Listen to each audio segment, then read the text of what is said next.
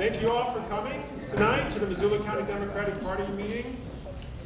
I'm Dave Kendall, the chair. We have a special meeting tonight because we have to nominate three nominations to the county commissioners to replace Bill Carey, who is resigning. We're sad to see him leave, but we have a job to do tonight, and that starts with a forum, hearing from each of the candidates who have applied, who have submitted a questionnaire and expressed their interest in being nominated by the Democratic Committee. So this evening, without further ado, we'll hear from each candidate. We'll give 2 minutes each as an opening remark, and then we'll have questions from the crowd. Anybody who wants to submit a question, please fill that piece of paper out that will be distributed, as well as we did before, as well as now. So if you have any questions, just please write them down. We'll do the best we can to answer all the questions within the time available. We hope to finish the forum by 8 o'clock. So that's our time frame. Without further ado, let me turn it to Shantelle Gaynor, who will be our first presenter. How long to respond to the questions? And they'll have 1 minute to respond to each question. And then there's a closing statement. And then they get a 1 minute closing statement. Thank you, Todd, for keeping me honest. Hello, thank you very much for the opportunity to be here tonight. My name is Shantelle Gaynor. I serve as the Division Manager for Relationship Violence Services, which is part of the Missoula County Grants and Community Programs. I've worked for Missoula County for the past 11 years, primarily focused on improving services to victims of sexual and domestic violence. Although this work is powerful and rewarding, I see firsthand every day how the health of our community dictates the health of our most vulnerable citizens. We are part of an interconnected system. This includes housing, economic development, infrastructure, commerce, roads and transit, and the environment. When we invest in our whole community, we all benefit. To quote the late Senator Paul Wellstone, we all do better when we all do better. And as a county commissioner, I want to make sure that we are all doing better. I also believe that how we do business is as important as what we do. As an example, I want to highlight a great project that I spearheaded. As the Department of Justice investigation into the handling of sexual assault cases was unfolding, many of the frontline people that have been doing this work for years were commenting that we need to do more than just talk about our criminal justice response. We need to talk about our community response as well. There's a lot of passion around this issue, and there were a lot of hot tempers. So I worked with my team for us to find the best solution. We partnered with multiple stakeholders. We did extensive research on best practices, collaborated with a local marketing firm, and secured a broad range of funding to develop and launch a bystander intervention campaign called Make Your Move. This has been incredibly successful, and part of it was because of how we chose to do business. So this campaign, launched here, is now the cornerstone of prevention on campus, but it is also in 8 different countries, including India, Israel, and Canada, and 20 sister campaigns have been launched across the country. But again, it comes back to how we did it, which was that we focused on careful planning, using best practices, collaboration, and evaluation. And with that, we can do many other projects. Okay. Next, we'll hear from Burt Caldwell. Good morning, Tony. My name is Burt Caldwell. I live between Bonner and Truro. I'm requesting the opportunity to interview for the position of county commissioner with the commissioners. My political activity in Missoula started in 2008 when I flew here from Indiana to knock doors for Obama. Then in 2011, when I moved here, I went to work with the Missoula Economic Partnership and mentoring program to put people who had excelled in business with people that are just starting up. Last year, I was the Democratic Party's coordinator of letters to the editor in this area, and I helped some local candidates as well. I'm a member in good standing of the Bonner-Milltown Community Council, where we've tackled issues of concern both to the local community and to the county as a whole. Some of those are the access to the Milltown Two Rivers State Park, parking congestion in Tamarack Road, and the congestion at the Bonner exit from I-90. I am a retired operations manager and an operations or process auditor who is a trained, educated, and practiced problem solver with the skills in project management, compliance auditing, and communication. Last but not least, I'm a United States Marine. I say that only to tell you the indication of the level of integrity I will bring to the office. My reasons for wanting to serve as commissioner are easily summarized.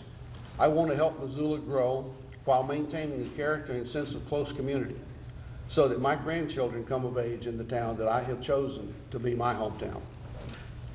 I want to encourage environmentally friendly businesses to settle here and pay a living wage to our labor force. I believe that this city and county really is the last best place, and I want to help keep it that way. Thank you. Next, Fred Rice. Thank you. My name is Fred Rice, and for many of you, you may be familiar with me. I have been a city council member. I was a city council member for 9 years. After that, I spent some time at R&Lee doing some work in human resources there. So before that, I was the human resource director in Missoula, and then went to the state, briefly worked for corrections, then went to town of West Yellowstone, where I was the operations director, and I'm currently working for Lewis and Clark County as the human resource director.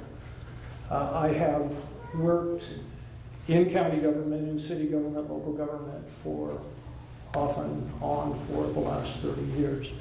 And I understand that there are some people who may be concerned about where I have lived. I've maintained a house in Missoula Rattlesnake since 1975.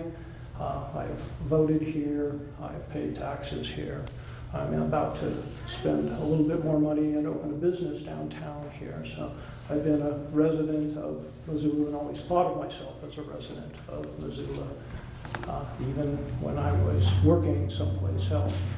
I understand the job of county commissioner. I work with county commissioners on a daily basis. I work in county government. I have familiarity with all of the people in Helena. And I very much would appreciate if you would support me tonight. Thank you very much. Next, we'll hear from Jim Parker.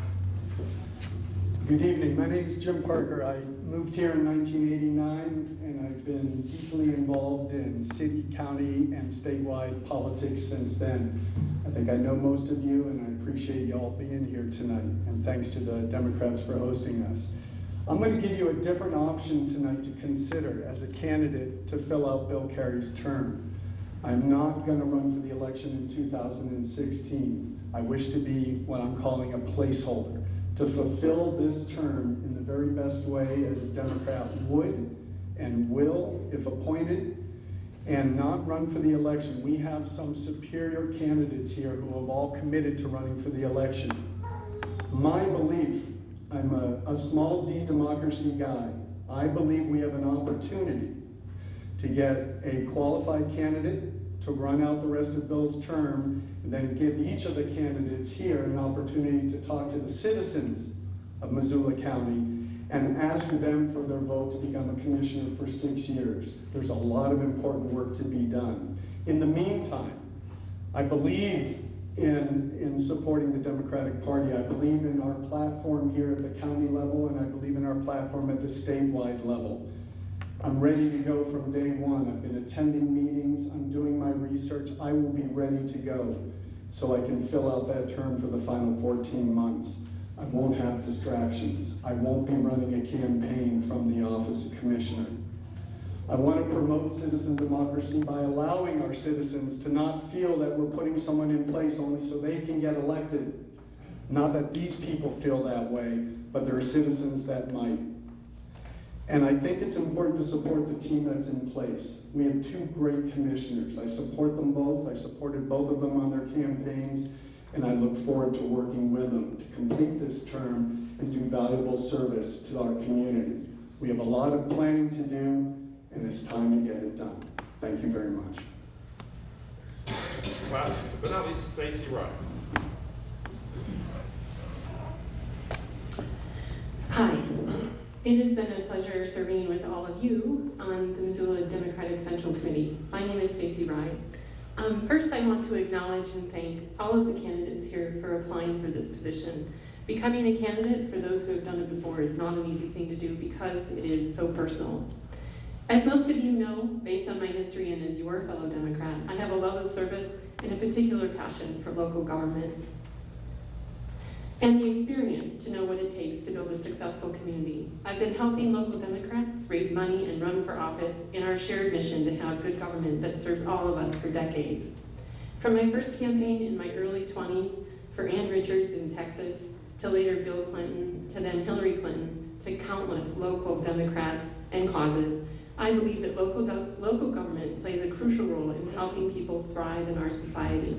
As a nonprofit leader for over a decade, I've started statewide and community-wide programs, from a resource and referral service at the Brain Injury Association of Montana, that's a statewide service, to most recently for United Way of Missoula County, Imagination Library, which is a free book gifting program for kids in Missoula and Monroe counties, where they get a free book every month from birth until 5 years old. Through my 8 years of city council service, I'm intimately familiar with how local government touches the lives of citizens every single day, based on all kinds of things, not the least of which is phone calls at 9 p.m. on a Saturday night. While I was on council, I worked on urban forestry, parks, trails, the city's then $30 million budget, the new Title 20 of our subdivision regs, to name a few. I co-sponsored Missoula's historic non-discrimination ordinance for members of the LGBT community and urban chickens.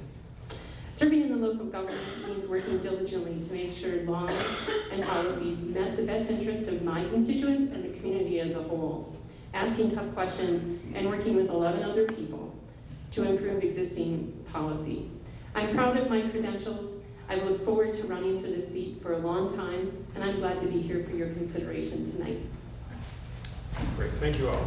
If you have questions, please pass them to the corners and we'll get those questions answered. But let me start with the ones I already have. There's a couple questions about land use policy. Given the fact that it's scheduled for next year, changes to the overall growth policy and there are several subdivision regulations, if that question is correct. You can correct me if I'm wrong about that point. The questions are, what experience you've had with land use policy? Have you worked successfully on land issues before? If not, how would you ensure that you have a positive effect on such policy changes? And we'll start in reverse order with Stacy. As a city council member for 8 years, I worked on countless land use policies, and I just happened to print them out because I was trying to think of all the ones that I worked on, and when you go back more than a couple of years, it's hard to remember. So between the Greater Missoula Downtown Master Plan, the North Side West Side Plan, Title 20, the zoning regulations, the 2006 Open Space Plan, the City Parks Master Plan, and about 3 other plans. I've worked on countless land use documents. I've balanced pretty diverse interests, from agriculture to the Missoula Organization of Realtors. It takes a very fine touch to be able to balance the interest between working towards making sure we have enough housing in Missoula, enough housing stock, enough supply, and making sure that things that we love, like open space, agricultural lands, are protected. So that was my experience. So again, in 1 minute, describe all your attitudes and feelings and ideas about land. Okay, in the next 14 months of this term, we're going to be doing some major important work for the County of Missoula and guiding its planning efforts for many years to come. As said, we're going to be dealing with the growth policy renewal, which guides how the county will grow and move in the days and weeks and months and years ahead, and we'll be approving the updated subdivision regulations. Both of those documents will direct our growth and how we do it. I'm very, very interested in this. Since the early 90s, I've worked on growth planning efforts and policy direction, including advancing the first Missoula growth policy in the 90s, volunteering as a member of citizen groups such as Smart Growth Missoula, Citizen Advocates for a Livable Missoula, Plan Missoula, and the Open Space Advisory Committee, offering testimony to numerous boards and government officials, including the Planning Board, City Council, County Commissioners, and State Legislature. I'm passionate about how we grow to become a good community for all of our citizens, and I'll be working on that. Brett. Thanks for the minute. I'm not going to get to all of it. I negotiated the agreement for Parcel C, which you now know as Toole Park, which is on the south side of the riverfront. The negotiation with private landowners, the high school district, and the city, and the university actually ultimately are involved in that. I selected or recommended the consultant who negotiated the agreement with Sunlight Development to purchase the Rattlesnake parcels there. Also worked with staff to purchase the saddle of Mount Jumbo. Done a lot of land use planning. Also the enterprise commercial zone, which is where they built Costco. Played a lead role in helping develop that. Next, Burt. This will be short, okay? I have had very little land use development except where we bought plants and developed it to build a manufacturing facility. I will tell you that that puts me in a position of coming in with no preconceived notions of how it should be done, how it is, and I would look at everything logically and for the betterment of the county. Shantelle. Thank you. So the Department of Grants and Community Programs was once the G of OPG. So my first work with the county was embedded in the Office of Planning and Grants. And although I didn't directly work on land use, I worked very closely with a number of planners and were part of staff meetings where this was discussed ad nauseum. So in terms of how the work is done, it is carefully considered. It is with expert staff, and it is through listening to the community. You have to be out in the community and talking to folks in how this impacts them. So in terms of how to ensure that I would approach this well, the planning process is similar to how it is for social services, which is you have to work with the folks that are impacted, you have to balance multiple needs, and you have to ensure that you are at once protecting what needs to be protected, in this case something like our agricultural heritage, as well as accounting for what needs to grow, affordable housing. Thank you all for taking the time with us here. So, next question is, what would you do to improve the appearance of the fairgrounds? Some people might call it life. For this question, so again, we'll start with on this side. So I'm very excited by the work that has been happening with MCAT and the market planning study that's going to be coming out. I think that's going to offer a lot of guidance. The fairgrounds is a huge opportunity for our county to really showcase what can happen in a large chunk of land right in the middle of town and really revitalize that sort of midtown corridor. I think at the very least, an open parkland where people can walk through it and enjoy being on the grounds. And depending on what kind of money we can raise and how big we can dream, we could make it a destination for tourism, including things like a permanent Ferris wheel to come and attract people. So the fairgrounds can be as big as we can dream it. And then it's a matter of how do we fund it. Yeah.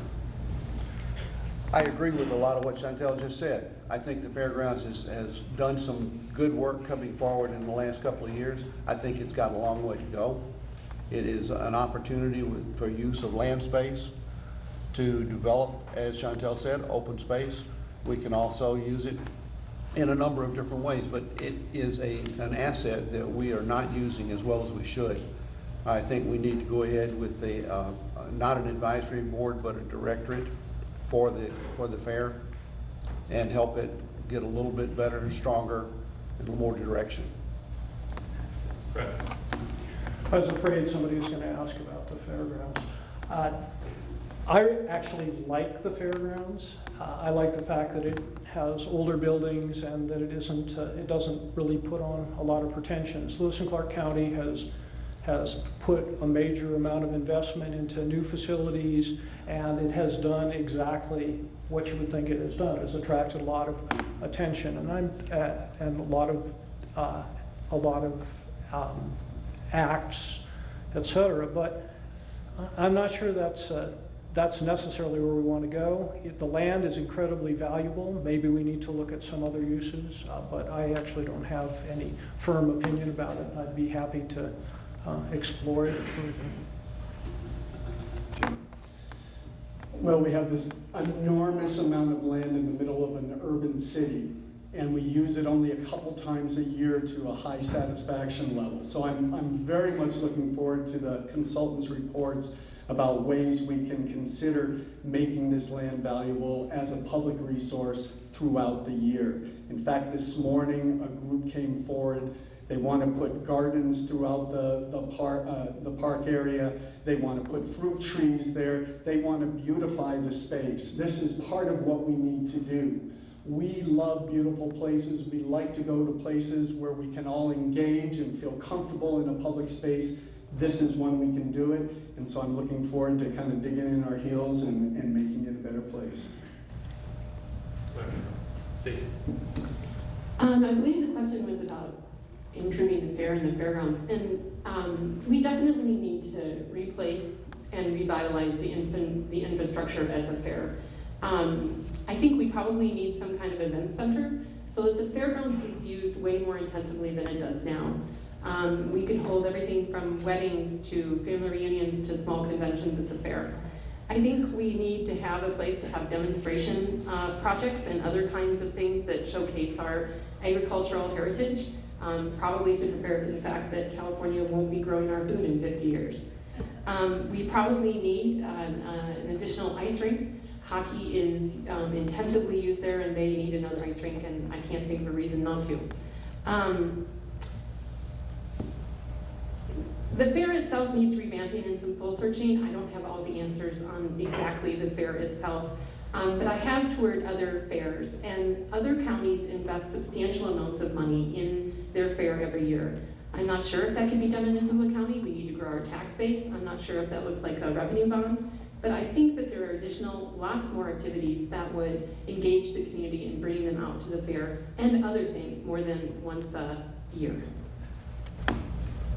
Okay, and to follow on to that question, let's talk about the budget now. So, given the budget constraints, some people call severe, for Missoula County, don't talk about the budget. Talk about your personal and professional experience where you encountered a budget shortfall and how you handled it.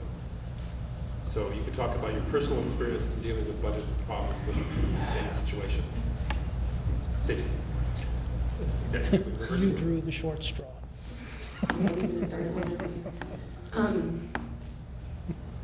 I have two forms of experience with the budget. One is with a nonprofit that had a constricting budget from federal grants, who were obviously going to constrict, that were before my time, and planning was not done for this budget shortfall that everybody could see coming. So I took this budget from over $2 million to just under $1 million in about an 18-month time period. It was tough. It was really tough. And ultimately, you can't cut your way by water coolers and rugs to fiscal responsibility. It comes from personnel. And those are hard decisions, and I had to make those decisions. Toughest job I've ever had that I learned the most from.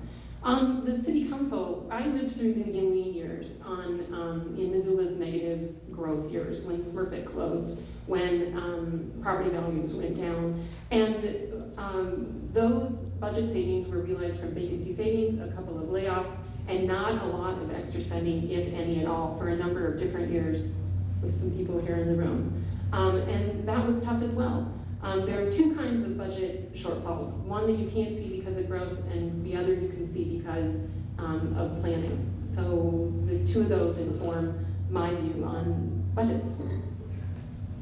Jim. You know, my personal experience managing budgets has to do with my own personal business, which I've owned since 1999, and it's still in business. So that's an indicator of at least managing a small business budget. I've worked with a lot of nonprofits, both as a board president, as a staff member, and as a consultant, to help them with their budget work, how to stay within our means.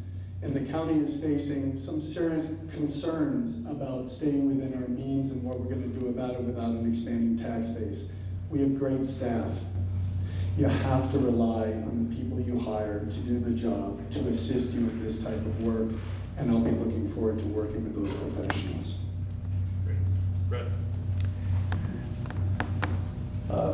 Somewhere between 70 and 80% of the budget, general fund budget, is going to be personnel costs. And personnel costs and make it very difficult to do anything after the fact, except to do reductions in force. I've actually had to do that on a couple of different occasions, once at Lewis and Clark and once in West Yellowstone.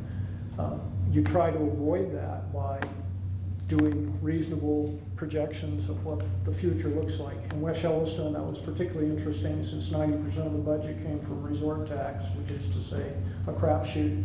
So I think basically you try to plan, you try to be, dare I say, conservative in your estimates, and you live with the budget that you create. Thank you, and next, Burt. Fortunately, I've had the opportunity to work with several multi-year, multi-million-dollar budgets. And one of the things I found was that you don't budget for what you exactly think you're going to do. You always have contingencies, and because every project, every company, every county, the scope of what needs to be done is going to grow during the period of the budget. You need to have a little flexibility. You need to plan to have a little extra, a little reserve. Things are going to happen. You do not put a budget in for exactly what you need and expect that you're not going to come up short and have to make some adjustments, either in personnel or equipment or whatever. Sorry. And Shantelle. This is a timely question. I work for Missoula County. We are in fact facing budget shortfalls, and the budget for relationship violence services has been impacted as well. So our program has grown year over year. We're now 1,000 over what we served 6 years ago, 1,000 clients more than we served 6 years ago, and our staff hasn't grown. So we are facing a budget shortfall because the demand for services has increased so much. And what this has meant is that we're going through a process of working with staff. How can we meet the need while ensuring that our front doors are open as much as possible? Do we move to a different model? Do we start working with appointments more? Do we tailor what we're doing to meet the highest need? And these are ongoing conversations. In addition, we're working with our city and county elected officials to see if there's any room in the budget to make temporary fixes now while planning for long-term fixes. And finally, I aggressively seek grants. So not all of the money that we have comes from within our community, and there are opportunities to find that money in other places. So it takes planning, it takes talent, and it takes being able to react well to solve these problems. Great. Next, we'll start from the other side with you. Introduce himself for this question. And the correct question is, how would you make sure that the rural part of Missoula County is heard from in decision-making of the county? My first job within Missoula County was working up in Seeley Lake as an organizer around the issue of domestic violence. And so domestic violence is not a fun topic. It rarely turns out crowds. And really, in order to engage the community up there, it means going out to coffee. It means talking to folks. It means going to church with folks sometimes. There are times when I got snowed in and I'd stay the night. And the best way to build relationships is not in talking about sexual and domestic violence, but in talking about how are your kids. And from there, finding common values and building common ground to then identify places that we can work together. So the work up in Seeley Lake also involved Condon and some of the Potomac. And in all of those places, the best things to do were build relationships and come back again and again when we had disagreements and find and come back to that common ground, common values to find solutions. Thank you. Next, Fred. Burt. You're going to skip me, I'm right? trying not to skip you. Okay. Make up. All right. As I said earlier, I'm on the Bonner Milltown Council, and the commission has set up 7 rural councils for community councils. And I think that what we need to do is make better use of those councils. I think what we need is more publicity of what's going on, when the councils are meeting, what their agendas are, and get more people into them. Then we listen to what the people have to say, and our council function is to bring that information back to the commissioners. And hopefully they listen to it, they hear what we're saying, they hear what the communities are saying, and they take appropriate action. Great. Now, Fred. Thank you. When I first got involved in politics, I ran on a platform that was to empower neighborhoods, and I still believe that that's the strength of our politic. I think the best way to do things is at the lowest level, to solve the problems at the lowest level, which means going to where the people are. That's the neighborhoods, that's the communities, the small communities.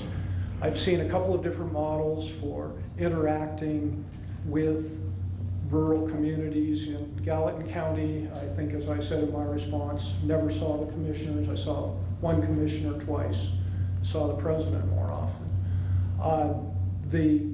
In Lewis and Clark County, what we do is we go to the outlying communities once a month. Somewhere between that and not going at all, I think, is the right answer. Having the meetings there, being present. Community councils are great, but empowerment is about being there. Jim? The first step to be able to empower people in their decisions for their community is getting to know them. When I was, one of my first jobs in Montana back in '91 was with Montana People's Action, and I door knocked statewide in low and moderate income neighborhoods. And I learned about Montana and the people that make this state so great. And I've done that with politics too, walking just about every neighborhood in this county more than once. And every time, if you listen to people, you learn something more about them, about their dreams, their aspirations, their hopes.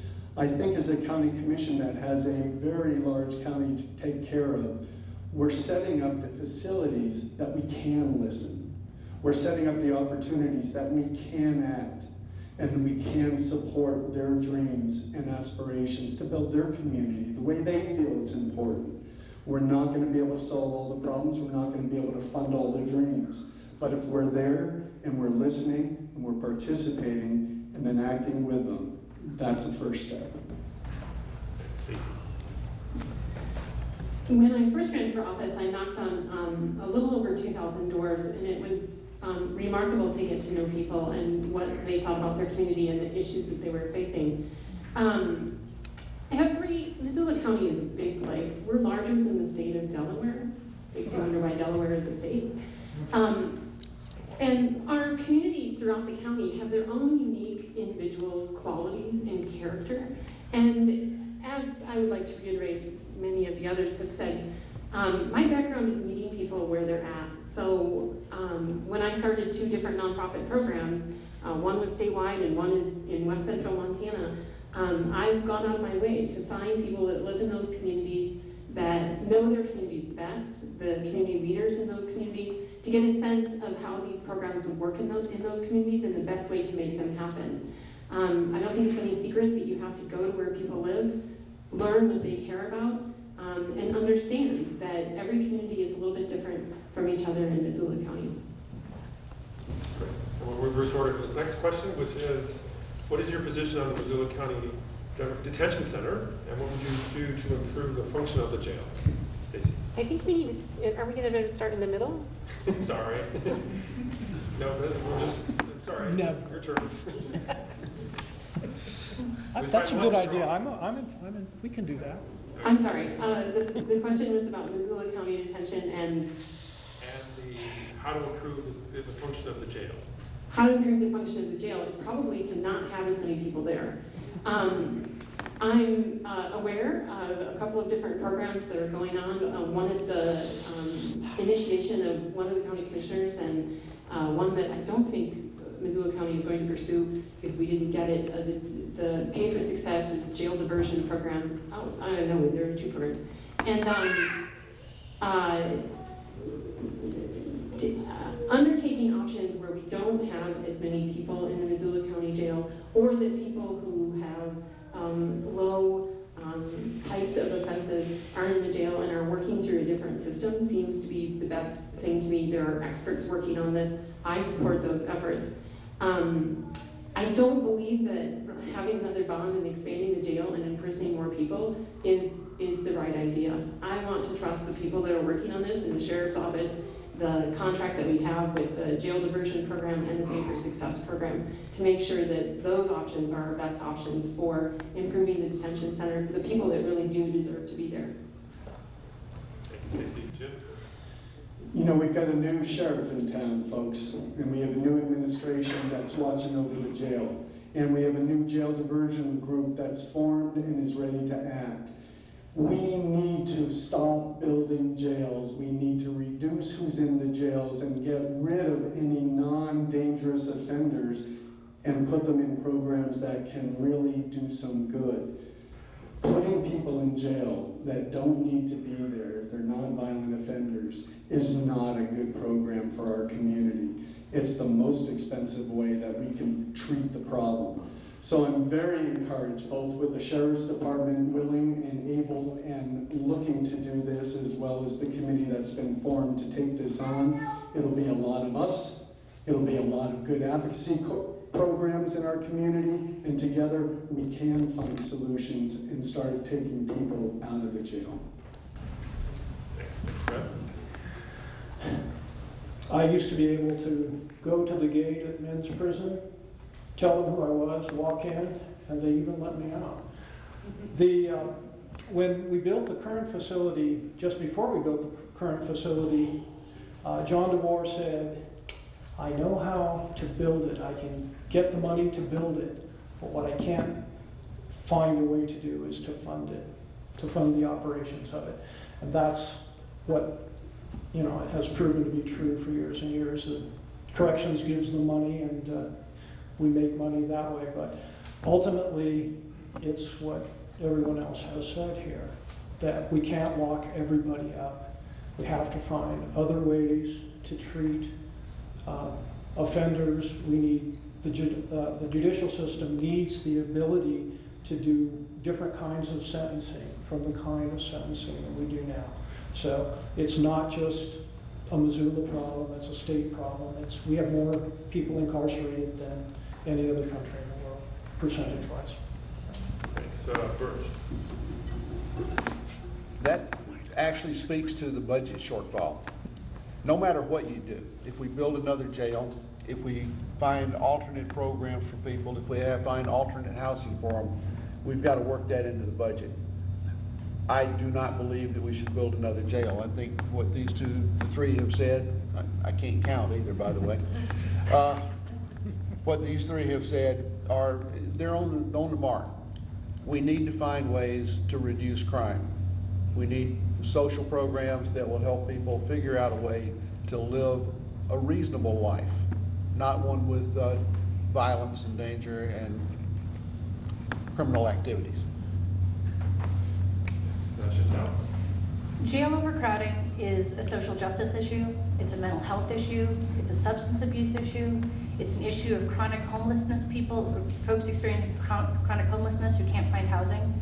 There are so many efforts to deal with this issue, and part of what's been exciting is the work that's gone in with our commissioner, with our sheriff, and task force that's been formed. We also need prevention, and so what that looks like is rapid rehousing, or it looks like wet housing. And this helps folks who would otherwise enter into the criminal justice system have places to be, safe, at home, not trespassing, not passed out on the courthouse lawn. And when we invest in these sorts of programs, then we can help alleviate the down-the-road jail use. In addition, though, we need to figure out how to pay for it. We're already paying for these services when they're most expensive. So in many ways, reallocating what we're already doing, paying for services at St. Pat's in the emergency room or in the jail, reallocating those funds to build the services that we need, that creates the prevention that we need. Great. Well, the next question I'd like to turn to the natural resources issue. What would you do to keep Missoula special? That is, how to make it protect our natural resources for future and future generations' use and enjoyment. And I want to tack on just one other question, since I'm trying to get as many in here as possible. This could be just a simple answer. What is the title of the book that you read most recently? Sorry, it's a little unfair, but I'm going to liven up a little bit here. So yeah, the two questions are: one, about what would you do to keep Missoula special in terms of its natural resources, and second, what's the title of the book you've read most recently? So my most recent book is Epic Measures by Jeremy Smith, local author who looked at big data and the impact of improving healthcare across the globe. Fascinating read. I suggest it. Get it from Fact and Fiction. In terms of maintaining our special character, the characteristics of Missoula County, I think we have a lot in place that really goes towards that. We've got a strong heritage of stewardship. We've got land conservation. We've got a huge land swap that's going to be happening soon with Plum Creek divesting itself of a lot of its lands and that going to the Nature Conservancy. So really fostering these sorts of programs and projects, but also, when necessary, using regulations such as using our growth plan, using our subdivision regulations to ensure that we're protecting our ag land, or that we've got set-asides that we can protect when development does come in.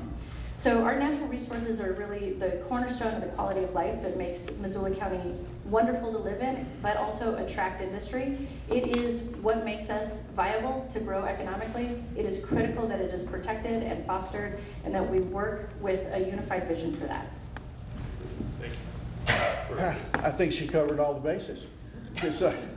But one of the things we can do is put more water in the river, because the river is one of our prime resources for fishing, for floating, for entertainment, and just for visual relaxation.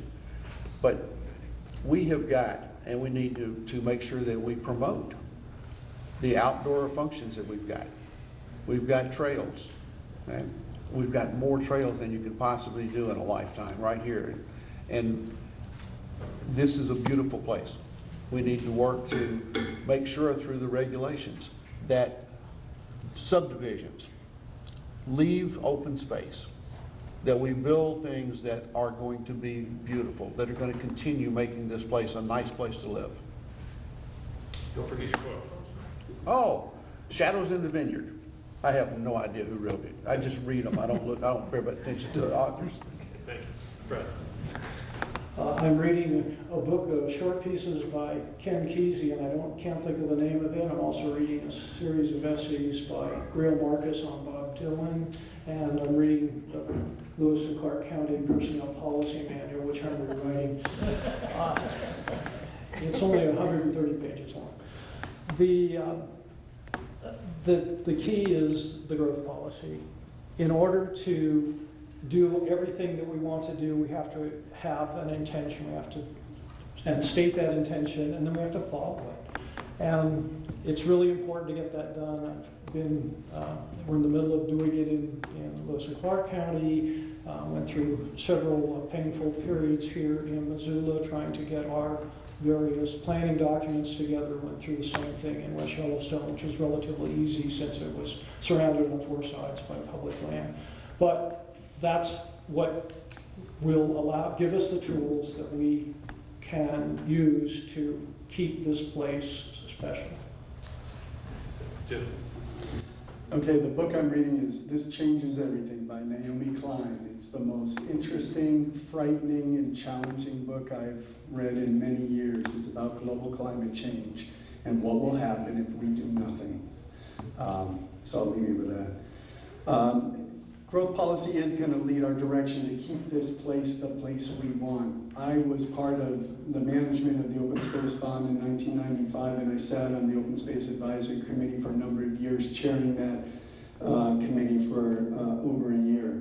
What we ran into then, what we're running into now, is not whether we have the lands. We have beautiful open spaces. We have beautiful parks and trails. We need to find money to maintain them, and that's the challenge. We need to keep our air and water quality at a high level. That's what attracts economic development. That's what attracts businesses to Missoula. That's what's going to help us pay for all the things we feel we want as citizens and the services we deserve. So yes, it's challenging, and that's why I'm excited. We're going to be doing this growth policy again. We can put ag lands, we can put trails, parks, and open spaces. We can build forward with infrastructure, leading development, and we can attract and maintain the quality we love. Stacy. Well, Missoula has no shortage of people that want to keep Missoula awfully special. Part of being a good steward as a county commissioner is saying yes to some projects that people bring you that they feel are feasible, that they can do. Sometimes they're innovative, sometimes they're taking a significant risk, but often our job in government is to say yes and believe that it can happen instead of thinking of ways to say no. The growth policy, as others have mentioned, is crucial for maintaining, having the government play a role in maintaining our heritage and what keeps Missoula special. The growth policy is the document that governs what we can and cannot do.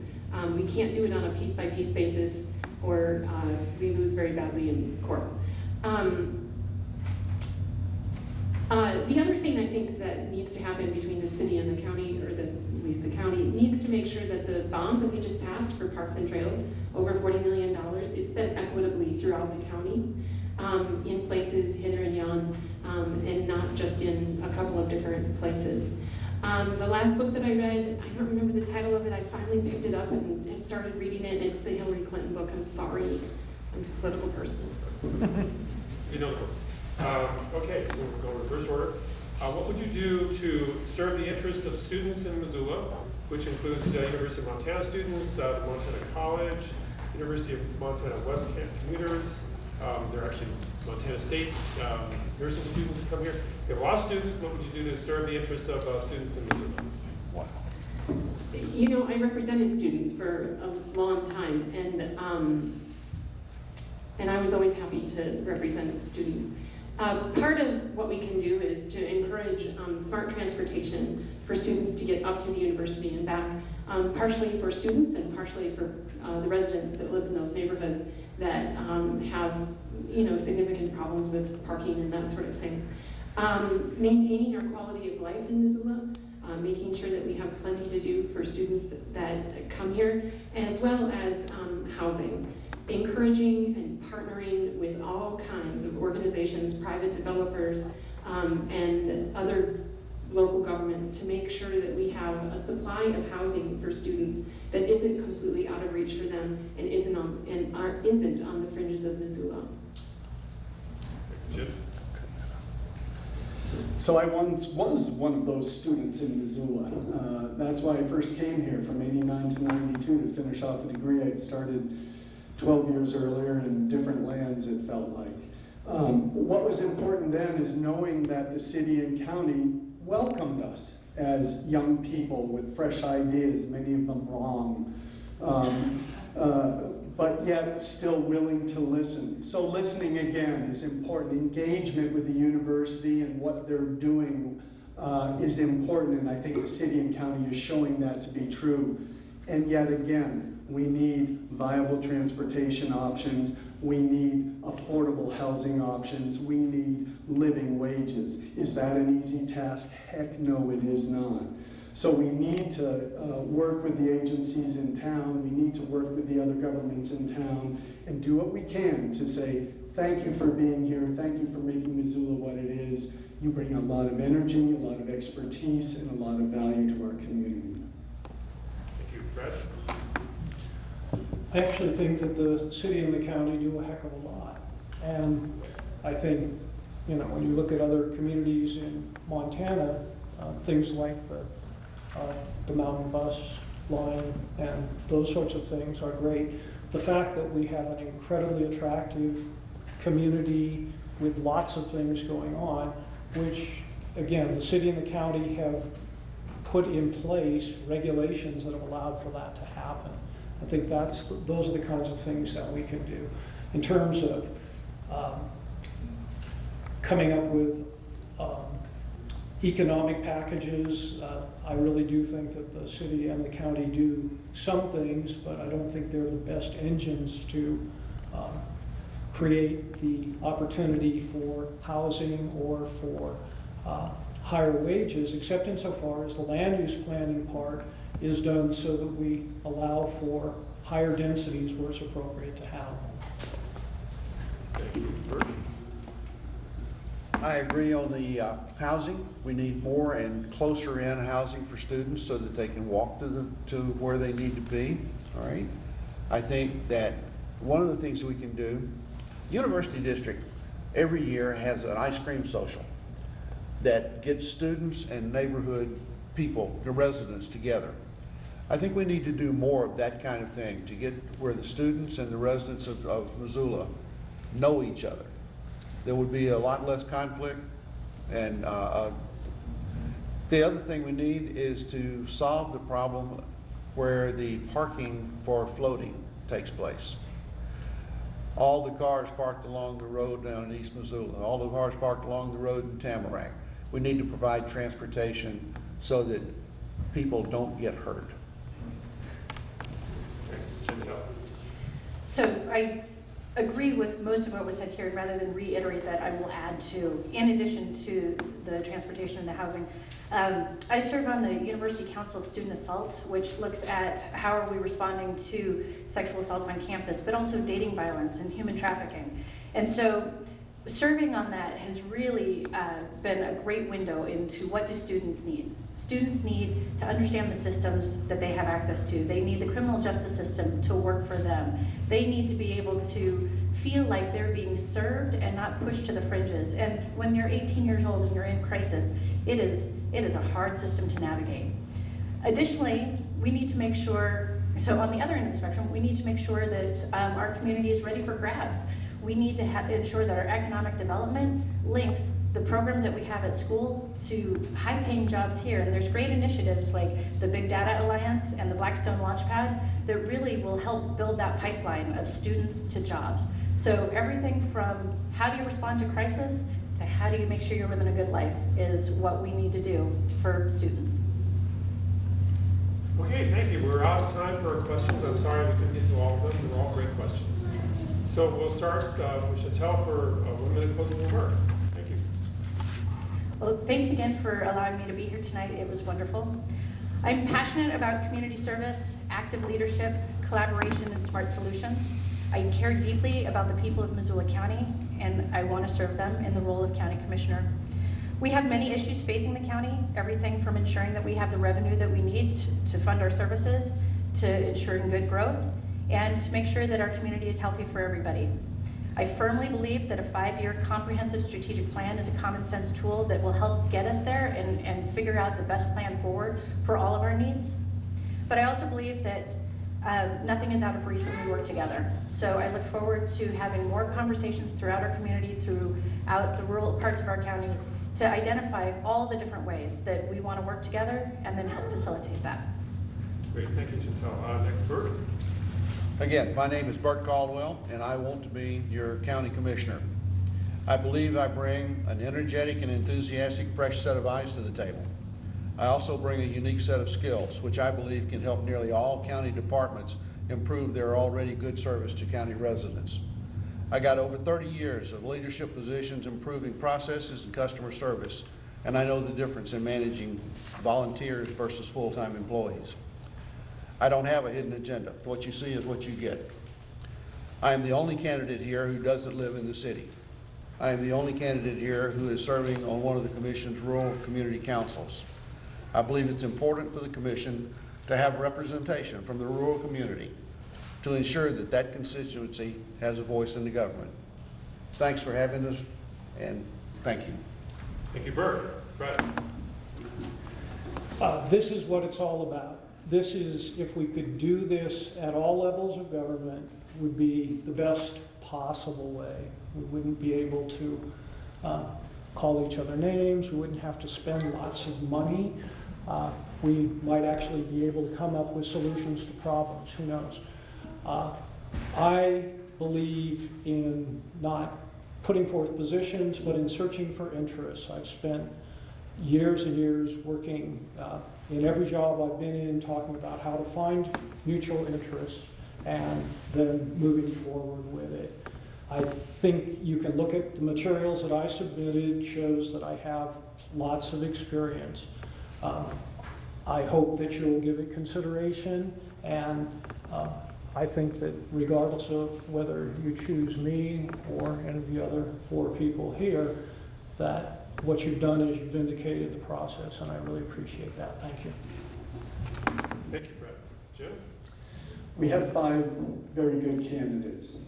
I'm giving you an option to let these candidates run from the same position and let the citizens decide who will be their next county commissioner. In the meantime, we have a role to fill, and I'm very excited should you choose to nominate me to fill that role professionally and with integrity.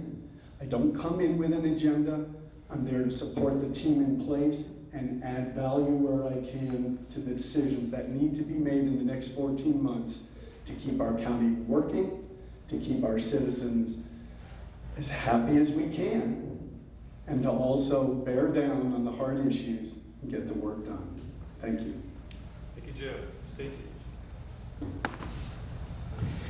Missoula County government is facing tough decisions on issues such as the growth policy and the subdivision regulations, and how they impact people's ability in Missoula County to work, live, and raise a family. Because I sat on the city council for 8 years, I know local government inside and out. When I sat on the city council, I represented the constituents of Ward 3. If I was a county commissioner, my job would be to represent the entire county. I have a deep understanding of how local policy works, how to work with diverse interests seeking a voice at the table. I have experience, sound judgment to be making important decisions. I have the work ethic and community relationships to make sure that I win the election next spring when it counts. I want to talk a little bit about how we need hardworking Democrats on the ticket to ensure high voter turnout next spring and for the general election next year. The best candidates understand that the party is in this together to move the needle on issues and values that we share, like equality, diversity, and respect. I hope my desire to serve Missoula County as a Missoula County Commissioner, my qualifications, my experience, and my drive to help all Democrats next year helps when I ask for your consideration tonight and for your vote next spring. The next step for the Democratic Central Committee is to meet right after this forum ends to vote on 3 nominations that will be sent to the county commissioners, who then will decide who will serve as the replacement for Bill Carey for the remainder of his term. This was a really amazing forum. I thought that the commitment that the candidates made here to the questions, we give them a questionnaire that's several pages long. This is a grueling process. They took the time to research the issues and learn them. I think they deserve a huge round of applause for all their hard